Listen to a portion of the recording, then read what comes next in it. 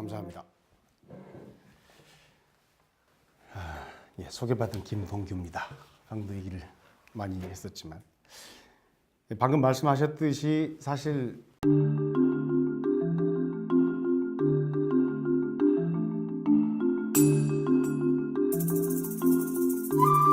수양이라고 하는 주제로 무속을 다루려고 하니까 정말 어렵더라고요. 우리가 흔히 수양이라고 그러면 뭐 특정한 사람들에게만 해당이 되는 게 아니라 모든 사람들에게 다 같이 공유될 수 있고, 예를 들어서 그 수양학과 이 프로그램과 관련해 가지고 보내주신 자료를 보니까 어떤 성인이 되는 길에 뭐 어떤 다양한 종류의 방법이라고 하더라도 다 상관없지 않느냐 뭐 그런 얘기를 또 있었는데, 과연 무속에서 성인이 되라고 얘기를 하는 건지, 특정한 어떤 가르침이 있어서 그 가르침의 내용이 무엇인지 그러한 주제로 접근을 해야 될지 되게 망설였습니다. 근데 실제로 최근 서구에서 다시 부활하고 있는 샤머니즘 같은 경우에는 예를 들어서 수양학이라고 하는 주제에 되게 적합한 그런 실천들이 많이 있는 게 사실이에요. 뭐 예를 들어서 마이클 하너라고 하는 뭐 인류학자이자 혹은 이 코어 샤머니즘이라고 하는 것을 실제로 만들어서 많은 사람들로 하여금 이렇게 엑스타시를 경험을 하게 하고, 그걸 통해서 또 다른 실제를 경험하고, 그래서 자기를 치유하고 혹은 뭐 다른 사람들을 치유할 수 있게 해주거나 뭐 환경 운동까지 연결시키는 그러한 학자도 있기는 합니다. 그리고 많은 서구인들이 거기에 매료돼서 예를 들어서 뉴에이지 운동의 하나로 해석이 되기도 하고요. 그런 운동들이 실제로 있습니다. 근데 한국 같은 경우는, 한국 무속 혹은 한국 무교는 여전히 좀 다르다라고 생각할 수가 있는 것 같아요. 그러니까 기본적으로 아까 농담 삼아서 내림굿이라도 해야 되는 것 아니냐라고 선생님께서 얘기를 하셨는데, 여기 있는 분들 중에서 누구라도 내림굿 하라고 그러면 좋아할 사람 아무도 없잖아요. 옛날에는 제일 심한 욕이 니네 집에 무당 나와라 뭐 이런 게 제일 큰 심한 욕이었다고 해요. 그러니까 사실 무당이라고 하는 것 혹은 신과 만난다라고 하는 것이 결코 바람직하다라고 생각되지 않는 한국 문화에서 과연 뭐 무속에서 이야기할 수 있는 다른 사람들을 위한 수양, 이게 가능할까? 좀 어렵지 않을까라고 하는 생각이 들었습니다. 그래서 사실은 저는 좀 무당에 초점을 맞추고자 했었고요. 실제로 무속 내에서는 우리처럼 평범한 사람과 예를 들어서 무당은 구분이 돼요. 그래서 일반 사람들은 뭐 무당, 무속의 용어로 얘기를 하게 되면 뭐 무죄인이다, 무진이다 이렇게 표현을 하기도 해요.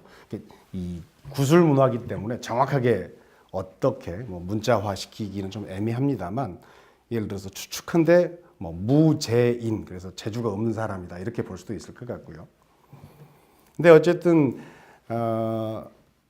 그럼에도 불구하고 무당에게 요구되는 어떤 특정한 생활 양식, 그리고 무당이 가야 할 길이라고 하는 것은 전통적으로나 혹은 무당의 경험상으로 정해져 있기 때문에 그 길을 중심으로 얘기를 해볼까 합니다. 그리고 실제로 요즘 한국에서 서울 금교에서 매년 벌어지는 뭐 고사라든가 다양한 의뢰, 뭐 무속의 의뢰들이 1년에 대략 한 3만에서 5만 건 사이가 된다고 그래요. 엄청난 거죠, 사실. 뭐 거의 뭐 3만 건이라고 그래도 1년에 365일이면 엄청나게 많은 거죠. 그러니까 뭐 굳이 어떤 우리 다른 사람들에게 도움이 되는 수양과 관련이 없다고 하더라도 무당은 어떻게 어떤 무당의 길을 가기 위해서 수양을 하고 있는지 혹은 수행을 하는지, 그런 그 부분을 이해하는 차원에서 오늘의 발표를 해볼까 합니다. 무당 그러면 우리 뭐 여러 가지 얘기들, 선무당이라는 말도 있고요, 큰 무당이라는 말도 있고 그러는데, 큰 무당이 되기 위해서는 어떻게 해야 될까요? 사실 모든 무당들의 가장 큰 소원은 큰 무당이 되는 걸 겁니다. 근데 큰 무당이라고 하면 어떤 게 떠오르시나요? 큰 무당은 일단 영험해야 되겠죠. 영험하다라는 건 또 무슨 의미인지 좀 애매하긴 해요. 그렇죠. 잘 맞추는데 그럼 뭘 잘 맞춰야 될까? 과거를 잘 맞춰야 될까? 현재의 어떤 뭐 내담자라고 얘기를 하게 되면 그 사람의 상황을 잘 맞춰야 될까? 아니면 미래에 있을 일을 잘 맞춰야 될까? 뭐 이런 것도 애매하긴 하죠.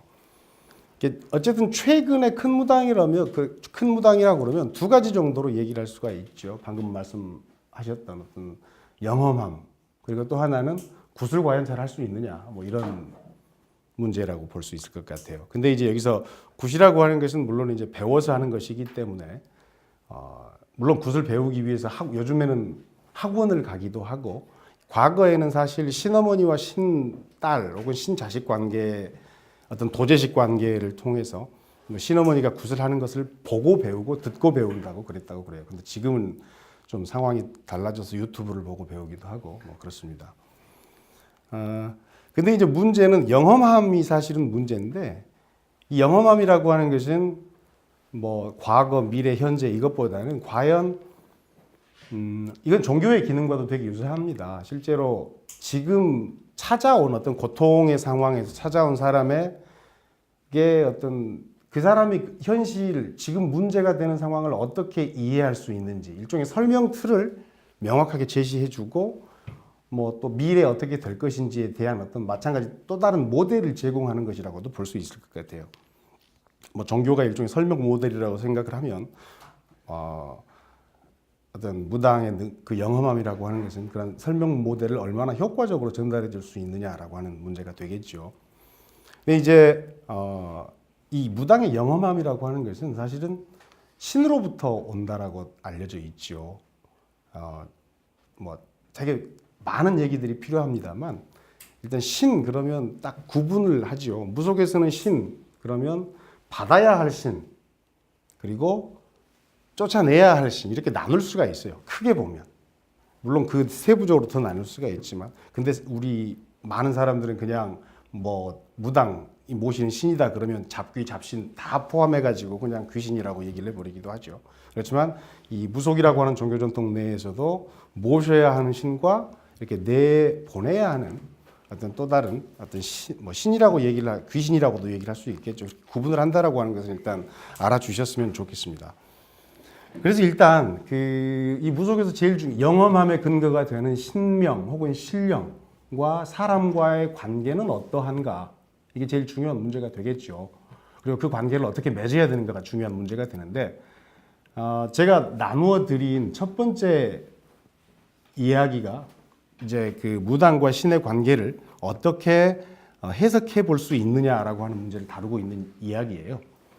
뭐 기왕에 제가 썼던 글이니까 잠깐만 살펴보면요.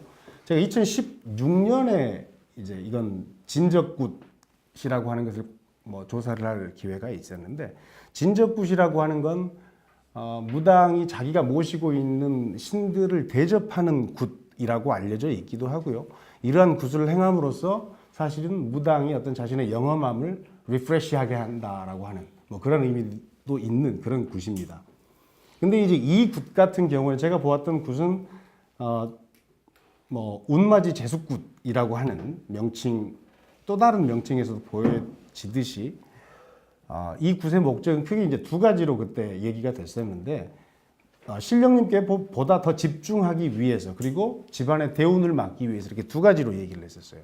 그러니까 흔히 진적굿이라고 그러면 아까 얘기했듯이 어떤 신령을 대접하고 그동안에 자기에게 어떤 자기가 이렇게 무당의 단골들이 다 같이 모여서 그 신령을 대접하는 일종의 축제처럼 설명이 되는 경우가 많았었는데, 이 굿 같은 경우에는 단골들을 부르지를 않았죠. 손님들을 부르지 않고 이제 훨씬 더 자기가 모시고 있는 신령에게 집중하기 위해서 단골들을 모시지 않았다라고 얘기를 했었거든요.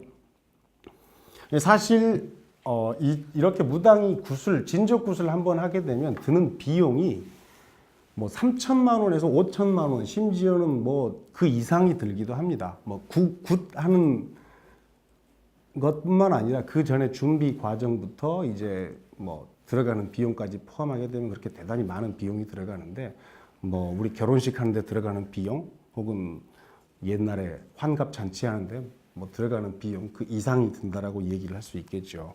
그래서 쉽게 생각해 보면 이걸 뭐 물질주의적인 기복신앙이다, 뭐 이렇게 얘기를 하기도 합니다. 근데 과연 그런지, 그래서 너무 이제 피상적인 어떤 시각에서 보여지는 것이라고 얘기를 할 수 있고요. 이제 제가 마지막에 그렇게 적어놓은 거 있죠. 첫 페이지의 마지막 패러그래프에 그렇게 적어놨는데 제수굿은 신령의 은총으로 경제적, 물질적 목적을 성취하려는 공리주의를 넘어서 신과 인간 사이의 은혜와 보답이라는 상호 신뢰의 관계를 통해 서로 간의 자기 충족을 추구하려는 관계를 정의하는데 핵심적인 기호다라고 얘기를 할 수가 있는 거예요. 그러니까 여기에서 이제 이렇게 얘기를 할 수가 있을 것 같습니다. 제가 잠깐 적으면요. 신이 있고 인간이 있습니다. 자, 이 둘 사이의 관계가 이제 호혜적 관계다라고 얘기를 하는데 이게 왜 중요하냐 하면 우리가 흔히 주술이라고 얘기를 했을 때는 주술의 가장 기본적인 정의는 뭐 명확하게 얘기를 하긴 힘들지만 뭐 프레이저라든가 말리노프스키라고 하는 학자들의 어떤 주술 정의에 따르면 그렇습니다. 자연의 일정한 법칙이 있고 예를 들어서 그 법칙이 있는데 주술사가 사람이 거기에 영향을 미칠 수 있다라고 하는 것이죠. 어떤 사람의 행위에 의해서 자동적으로 어떤 행위가 자연 현상이 변화할 거라고 하는.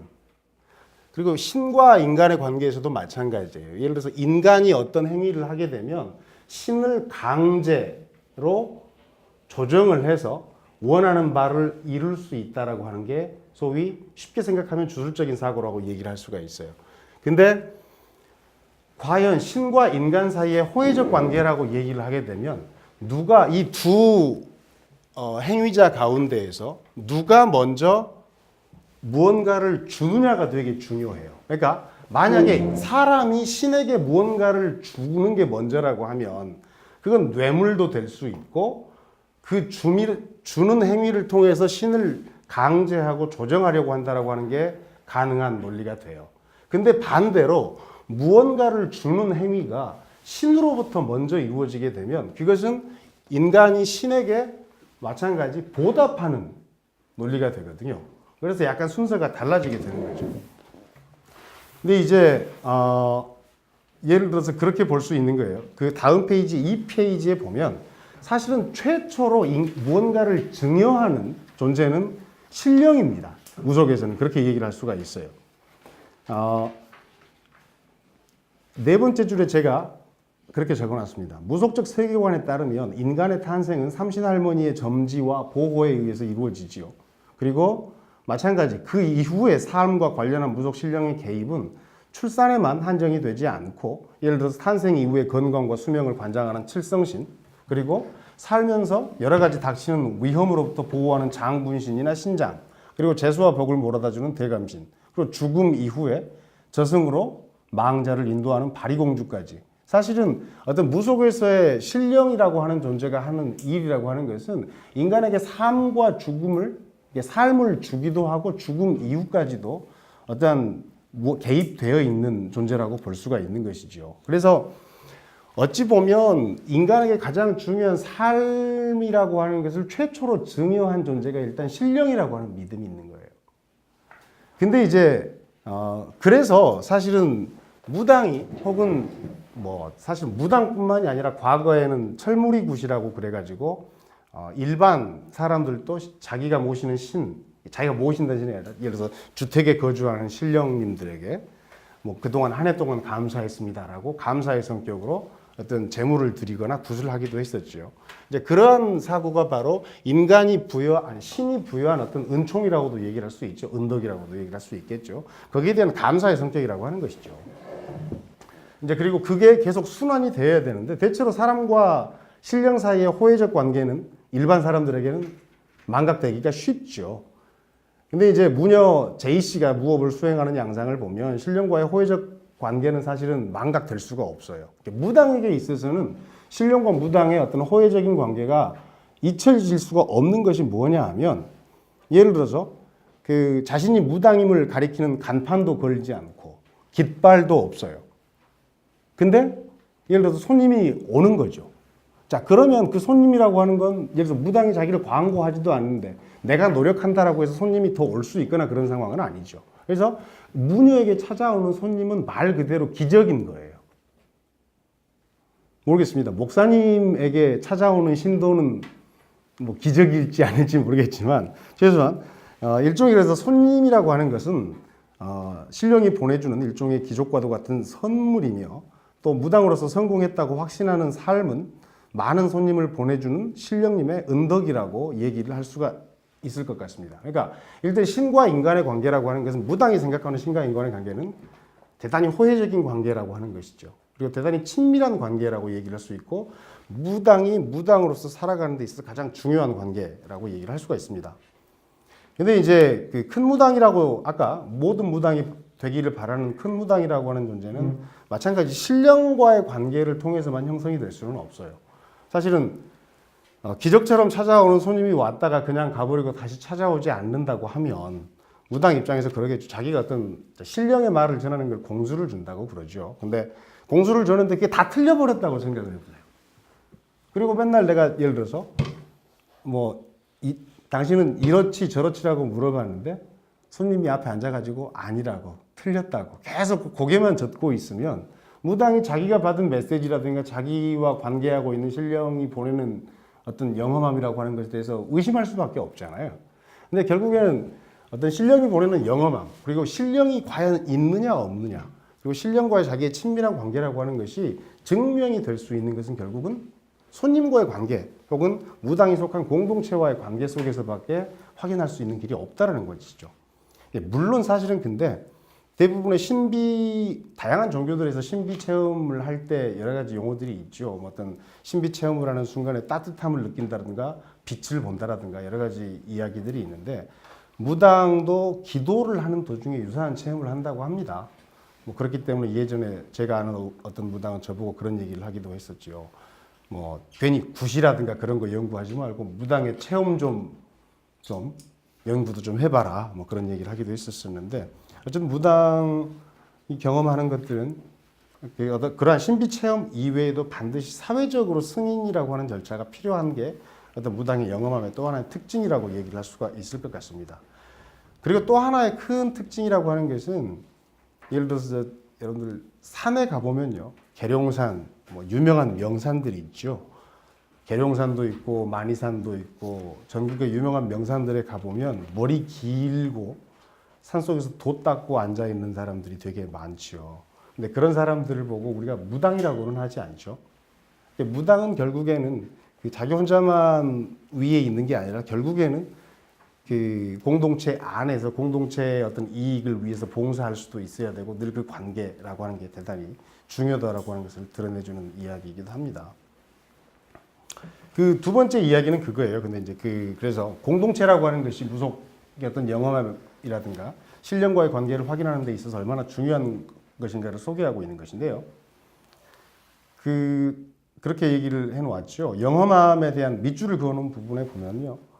무당이 무업을 자신의 소명으로 받아들이고 난 뒤에 가능한 것이겠죠. 예를 들어서 흔히 그렇게 얘기를 합니다. 내림굿 하기 전에 많은 경우에 신병을 앓는다고 그러죠. 시름시름 앓거나 물 한 모금도 넘기지 못한다거나 그러다가 거의 가사 상태에 들었다가 내림굿을 하고 나서 나았다. 이런 얘기는 많이 들어보셨을 거예요. 혹은 신병을 앓는 도중에 거의 반위치광이가 되죠. 예전에 심한 경우에는 그랬다고 그래요. 예를 들어서 정신을 잃고 깨어나 보니 옷을 홀라당 벗고 온 마을을 싸돌아다니고 있더라. 그래서 집안에서 창피해서 결국 내쫓거나 그랬더니 어디 다른 곳에 가서 누군가의 무당의 제자가 되어서 이제 무당이 됐다더라. 이런 얘기들은 되게 많이 들으셨을 수 있을 것 같아요. 이처럼 사실은 무당이 되기 이전에 어떤 환청을 듣는다거나 환시 체험을 한다든가 여러 가지 일들이 있어요. 근데 사실은 무당이 되고 난 이후에도 환시 체험과 환청이라고 하는 것들은 늘 있거든요. 자, 그러면 그 이전의 환시 체험과 그 이후의 환시 체험은 어떤 차이가 있느냐? 결국에는 내림굿이라고 하는 사회적인 어떤 공인 장치를 통해서 이제 이게 미친 게 아니라 무당의 길이라고 하는 것을 드러내주는 징표로 해석이 되는 거죠. 이제 그래서 사실은 어떤 동일한 증상이라고 하더라도 공동체에서 그것을 미쳤다라고 얘기를 할 수도 있고 저게 무당팔자라고 얘기를 할 수도 있다라고 하는 측면에서 이 공동체의 승인은 정말 중요한 어떤 무당이 되는 길에 있어서 중요한 어떤 역할이라고 얘기를 할 수가 있습니다. 그리고 이제 3페이지에 보면 마찬가지 밑줄을 그어놨는데요. 조금 전에 했던 얘기의 반복이기도 합니다. 무당의 영험함은 자신을 찾은 손님이 현재 마주한 고통의 원인이 무엇인지를 진단해주고 고통을 상황에 극복할 수 있는 해결책을 제시해줄 수 있는 능력으로 입증이 되지요. 그리고 다양한 방식으로 무당은 이제 이 과정에서 신비 체험을 하게 되는데 예를 들어서 그런 것들이 있어요. 뭐 여기에 적어놓은 어떤 사례도 있긴 하지만 그렇다고 그래요. 예전에 제가 관찰한 바에 의하면 어떤 분이 점을 보러 오셨는데 무당이 그렇게 점괘를 내리는 거죠. 지금 혹시 최근에 이장을 한 적이 있느냐? 혹은 뭐 묘를 옮기는 걸 얘기를 하죠. 이장한 적이 있느냐 그러니까 그렇다라고 얘기를 하는 거죠. 그래서 나중에 제가 물어봤어요. 이제 그래서 소위 이장을 잘못하게 되면 산바람이 불어서 집안에서 뭐 생목숨이 꺾인다거나 그러한 얘기들 많이 들어보셨죠. 근데 이장을 잘못해서 그랬다고 그러는데 뭐 맞다라고 그러는 거예요. 그러면서 눈에 본 듯이 지금 그 어떤 묘의 상태를 얘기를 하는 거예요. 그래서 제가 물어봤죠. 아니 도대체 그걸 어떻게 아느냐. 그랬더니 그게 스쳐 지나가듯이 보인대요.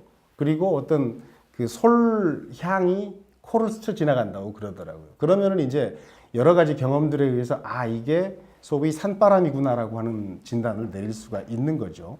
그리고 또 다른 경우에는 예를 들어서 그런 경우도 있어요. 누군가가 아파서 오게 되면 예를 들어서 그 아픈 환자가 아픈 부위가 동일하게 무당이 아프다라고 해요. 그래서 뭐 어디가 아프구나, 어디를 병원에 가서 진단을 해봐라 그런 식으로 점괘를 내리기도 한다고 그럽니다.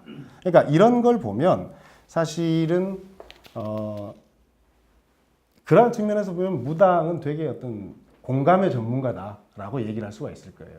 근데 이제 이 공감의 전문가라고 얘기를 할 수 있는 건 그리고 다른 사람의 어떤 고통이라고 하는 것을 쉽게 무당이 이해할 수 있게 되는 근거가 되는 것은 아까 내림굿을 하기 이전에 어떤 신병이라고 하는 고통을 경험하게 되면서 사실은 다른 사람의 고통을 이해할 수 있는 어떤 기반을 마련한다라고도 얘기를 할 수가 있을 것 같아요.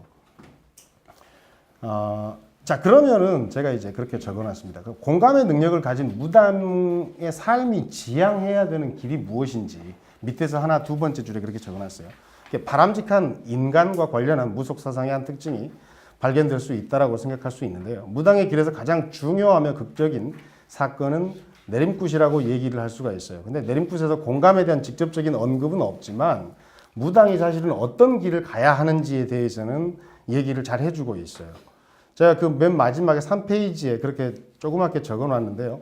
이제 내림굿을 할 때 지금 여기에 적어놓은 것은 황해도 내림굿에 해당이 되는 얘기이기도 합니다.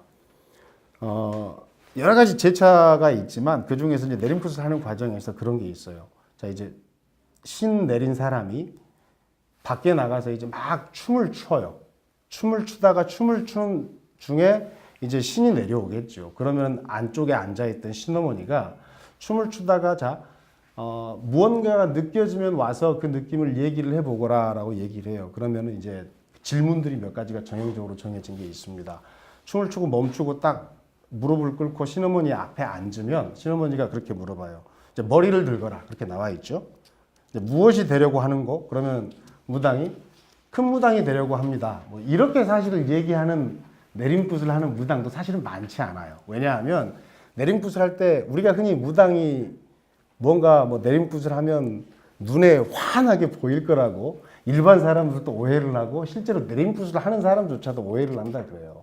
그렇지만 이게 보일 듯 말 듯 보일 듯 말 듯 그런다고 그래요. 그래서 실제로 제일 중요한 게 스쳐 지나가는 것이라도 자기가 말을 해야 된다라고 그래요. 그걸 말문을 연다고 그러는데, 자 일단 지금 이런 경우는 이제 말문이 열린 거죠. 그래서 큰 무당이 되려고 합니다. 그래서 그러면 무당이 되어서 무엇을 하려고 하느냐라고 묻죠.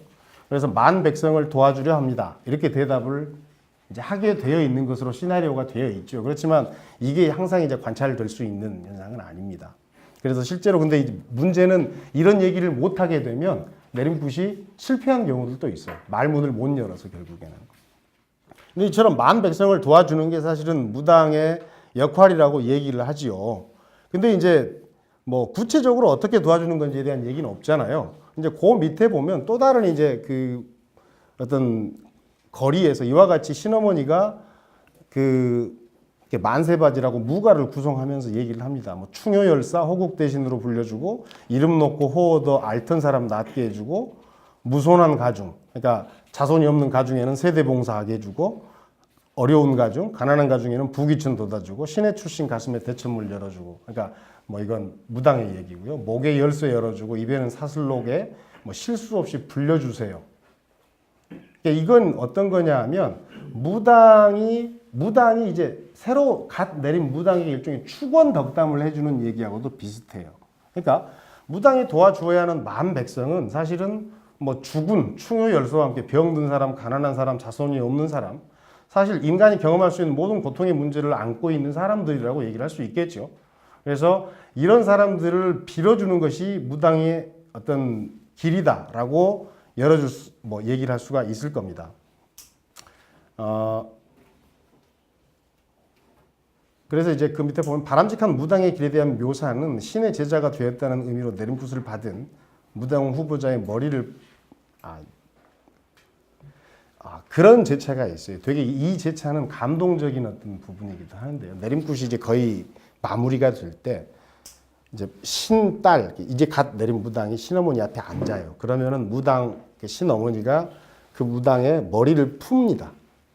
그랬다가 머리를 풀어서 솔가지로 물을 묻혀서 머리에 이렇게 뭐 그걸 청수라고 하는데 우리 그 기독교에서 세례할 때 이렇게 머리 찍어주잖아요. 비슷해요. 이렇게 그걸 해주면서 머리를 다시 올려주면서 이렇게 노래를 불러요. 그러니까 신적의 노조 쌓고 없는 백성 골고루 살게 도와주자. 큰 무당이 나라 만신이 되어 같이 살자. 똑같이 한 길을 가자. 이웃을 사처럼 뭐 비난 가중 부귀천 돌아 무손한 가중 세대봉사하여 죽어라. 그리고 이 가는 길이 힘들어도 뭐 넘어지지 말아라. 넘어지더라도 다시 일어나라. 뭐 계속 그와 같이 얘기를 하면서 이제 방울하고 부채를 무당에게 던져줍니다. 그러면서 아이고 이제 새끼 무당 하나 태어났네. 그렇게 얘기를 하게 되면 주위에 있는 사람들이 이제 다른 무당들이 같이 눈물을 많이 흘리는 경우를 볼 수 있는데 사실은 그 내림굿이라고 하는 게 무당이 앞으로 살아가야 할 길을 사실 되게 극화해주는 그런 장치라고도 볼 수 있어요. 근데 이제 내림굿이라고 하는 것이 그래서 기존의 연구들에서 보면요. 주로 내림굿을 되게 집중해서 연구를 많이 했었어요.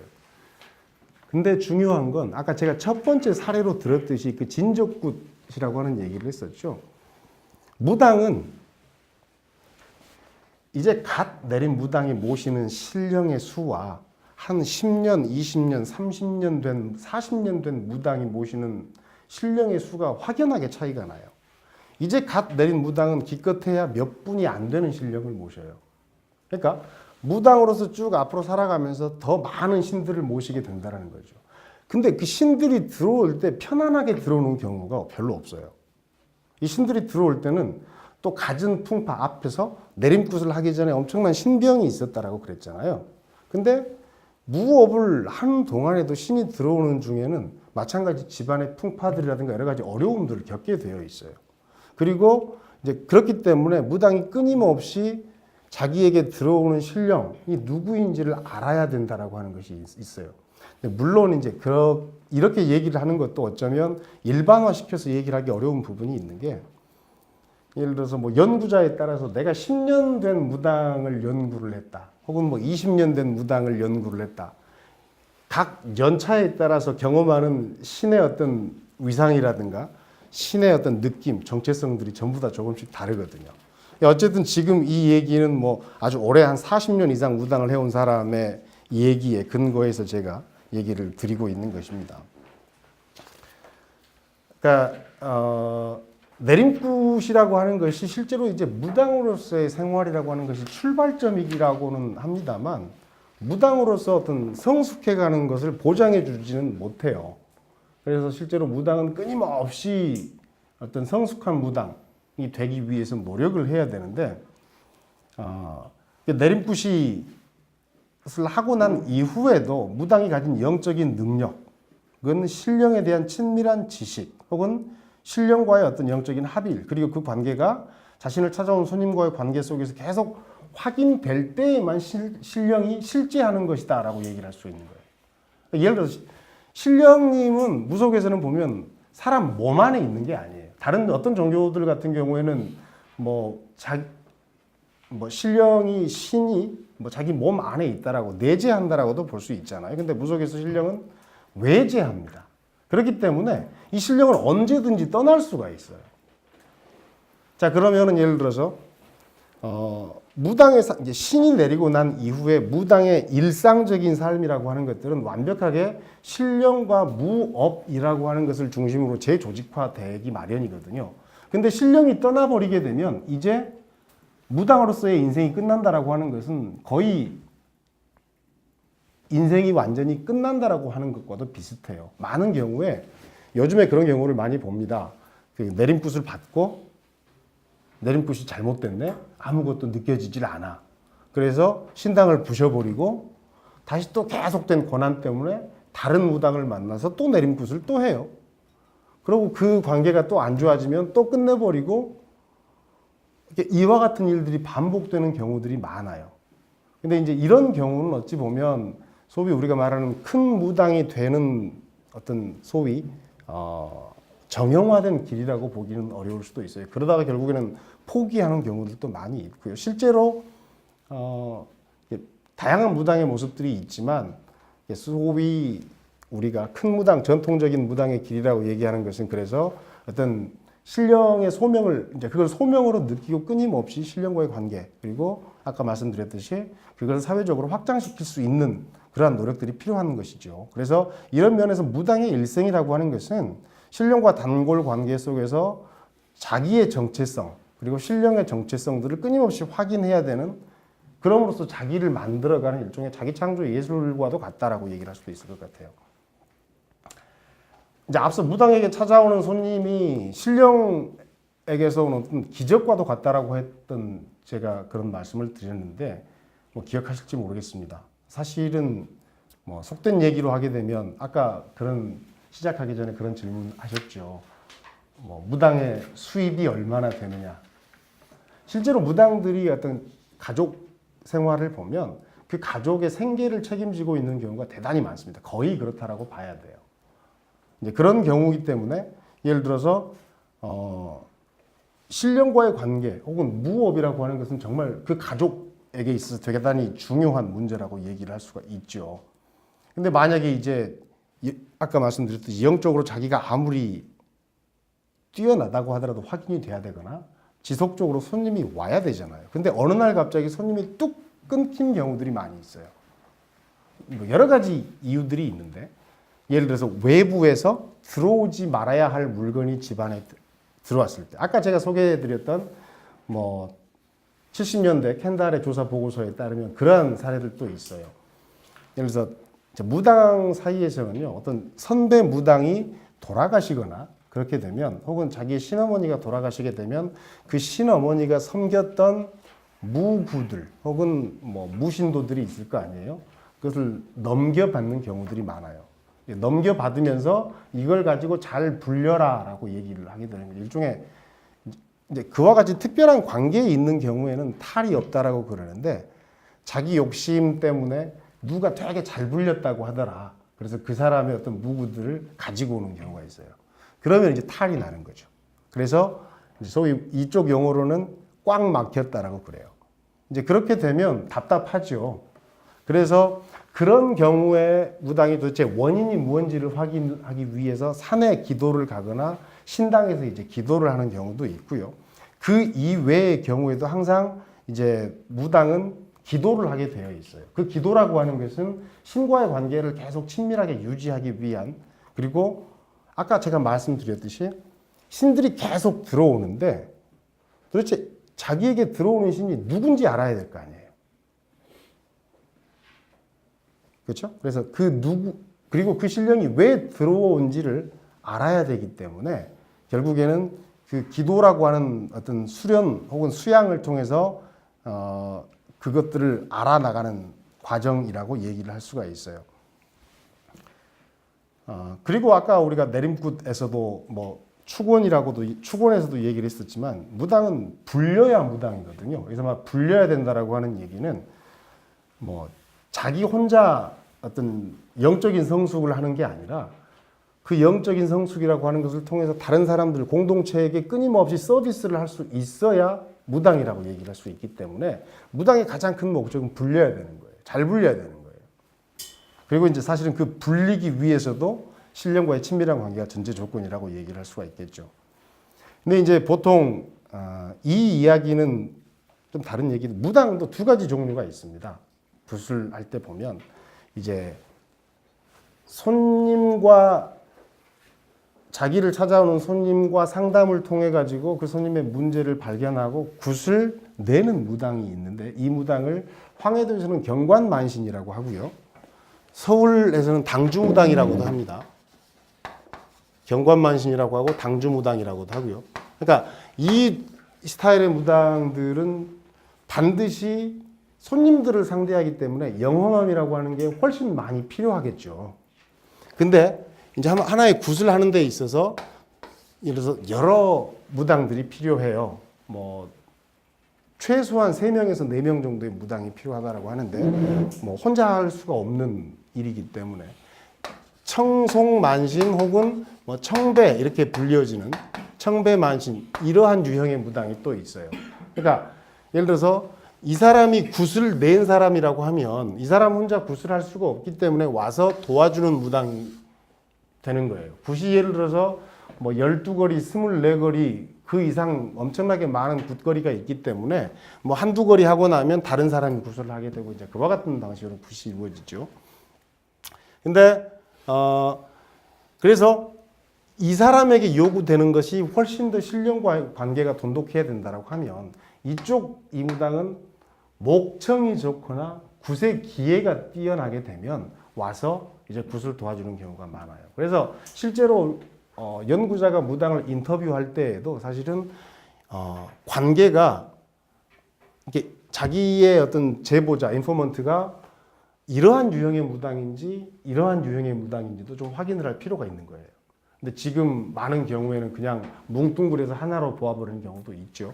그리고 실제로 어떤 무당들은 그런 무당들도 있어요. 손님들을 만나서 상담을 하고 자기가 직접 어떤 굿을 내야 되는 것에 대해서 되게 부담을 느끼는 무당도 있다고 그래요. 그러니까 다른 사람의 운명에 대해서 책임을 지는 것 자체가 되게 두려운 일이기 때문에. 그래서 실제로 무당 농담 삼아서 그런 경우 있죠. 점 좀 봐달라고 무당에게 얘기를 하게 되면 그 무당은 그렇게 얘기를 할 때가 있어요.